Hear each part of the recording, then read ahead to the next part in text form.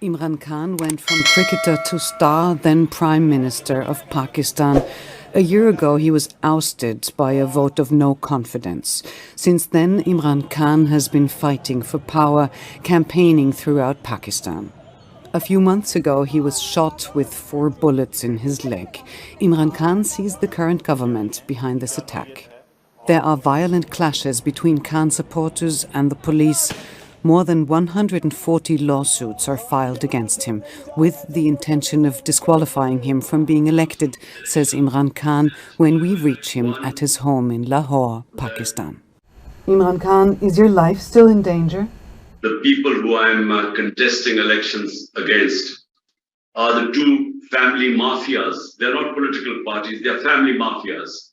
Only the parties are dominated by just their own families. Okay, so it's not a question of a democratic political party, as you know. It's just, and so these people have made so much money, and their money making, the corruption is legendary. It's reported in the Western newspapers too.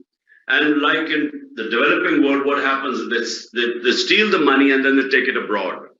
So they do damage twice. Once when they steal the money, and twice when they send it abroad, which means that we eventually puts pressure on our dollar, because when you buy dollars and send them abroad, it puts pressure on your currency, which devalues.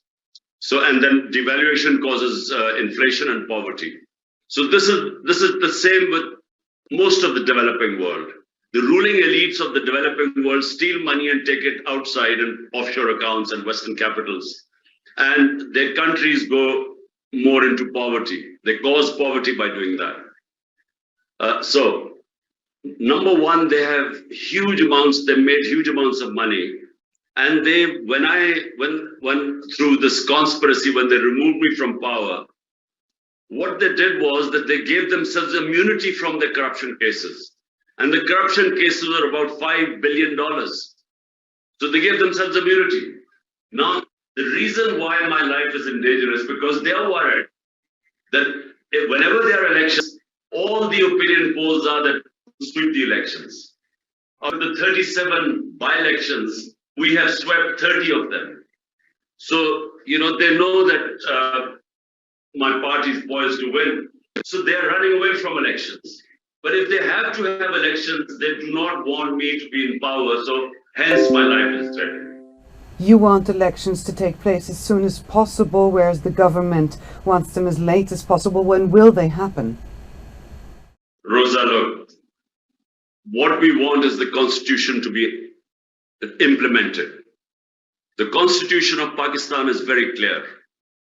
The moment you dissolve your parliaments, whether it is federal or provincial, elections have to be held within 90 days. This is the constitution of Pakistan.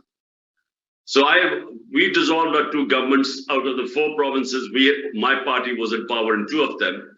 So we dissolved the two governments. By the way, this is what all the senior leadership of the political parties, even who was the army chief, General Bajwa, they kept telling me that, look, if you want elections, dissolve your parliament, your governments.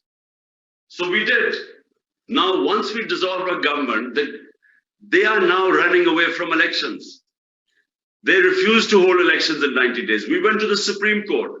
The Supreme Court has given a verdict that the elections have to be held in 90 days. But the government is refusing to provide money for the elections, saying we don't have the money, or saying we can't give security. So it's all excuses.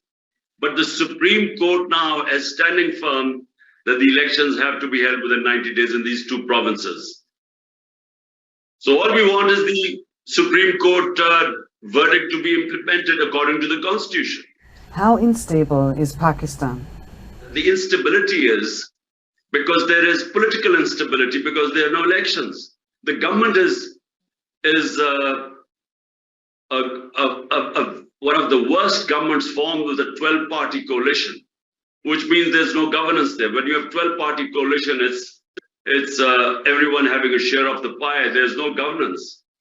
But the worst is our economy has since 1 year when we were taken out of power, the economy has tanked. So we have the worst economic indicators in our history. We are basically bankrupt. Our rupee has lost 35% of its value in just a space of 11 months. We have the worst inflation in our history of Pakistan, especially the sensitive price index, which means common people, the things that they eat on, or the kitchen stuff, it's almost 50% inflation. So worst inflation, then the rupee falling means, the everything imported, oil, everything has gone up, and inflation is not being controlled. But then the other thing is we have now, from 6% growth rate a year ago under us, it's now gone down to 0.4%. So that means massive unemployment. 50% of industry is closed. So revenues are falling, exports are going down. So therefore, all the economic indicators are going south. Now, the only way out of this mess is to have political stability, which comes from free and fair elections. But as I said, free and fair elections, they are petrified of, because they're scared I will come back into power. There have been clashes between your people and the police. Will the situation escalate? I'll tell you what was the clashes. First of all, there is only one political party in Pakistan that does not want violence, and that's my party. Why? Because we want elections. If you want elections, the one thing that will stop the elections is that the government already claiming there's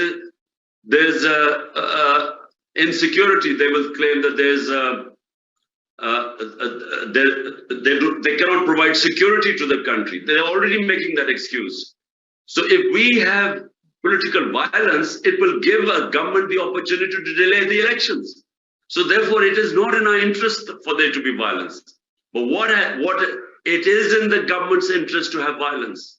So what they did, they have twice, in fact, 3 times attacked my house. And why have all my people came, the people, 2,000-3,000 people outside? Because why are the people outside my house? So you should understand this. The people who tried to assassinate me, which I told you in the beginning, are all in power. Everyone here believes me that the government will try and kill me again. So that's why the people are here to protect me. This is about, so far, 5 times the police has come to arrest me. Not in my house when I was in Islamabad. And every time people found out, they would rush to my house. Why?